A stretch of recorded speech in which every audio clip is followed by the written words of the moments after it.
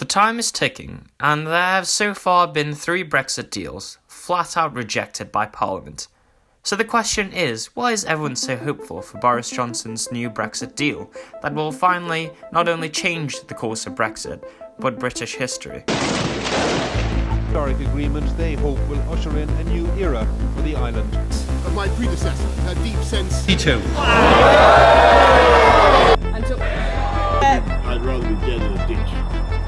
To understand, let's look at the finer details. The major changes have been more focused around the Northern Irish border, a long-standing debate and dispute which has contributed to why Brexit has taken over 3 years to settle. Officially, when we do leave the EU, this is our closest physical border between the UK and an EU nation, that being Ireland. The issue faced is that by leaving with no solution, and to have a border like any other country, would violate the Good Friday Agreement. Previously Theresa May's deal, and to resolve the matter was a compromise known as the backstop arrangement, wholly condemned by Boris Johnson in the Tory leadership contest. This would have Northern Ireland with the EU customs separated from the UK. However, as I mentioned, the current PM disliked this and saw through to which his current deal was both a compromise from the EU and on his part, the UK. This instead would see Northern Ireland within the UK customs area. However, it would have to follow some EU customs laws and regulations, and of course avoiding a hard border. This is opposed by the DUP, and we'll get on to them later, because it can be seen that although this has been a balanced deal, this would still partially leave Northern Ireland isolated from the rest of the UK, with different conditions, and would be seen to be more closer to the EU nation. So what are the party opinions on this? Well, in the Democratic Unionist Party, known as the DUP, a Northern Irish party, who side with British unionism, as I said, they strongly disagree with Boris Johnson's new Brexit deal.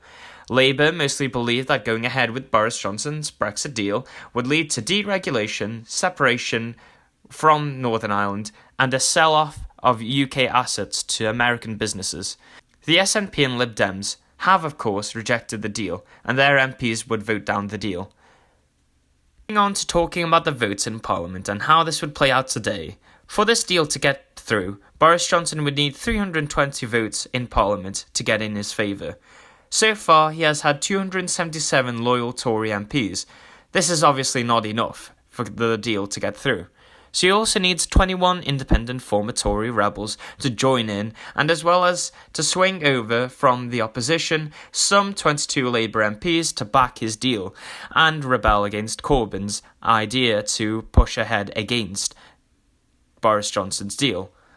The reason why I mentioned the DUP earlier on, and why they're not only important because they are a Northern Irish party, but they also are in coalition and are part of the government, and they hold 10 seats, and they currently hold up the government's majority. However, they're not playing out as they should do, and have gone against the Conservative government, making the process of reaching Boris's deal much more complex in party allegiances. How this will play out is anyone's guess. Should it fail, however, this will cause more chaos and division within government and parliament, really. But should it pass, this will again be historic for breaking the 3-year stalemate deadlock for Brexit, and will change inevitably the tide of British history. This has been an ARM Go To News.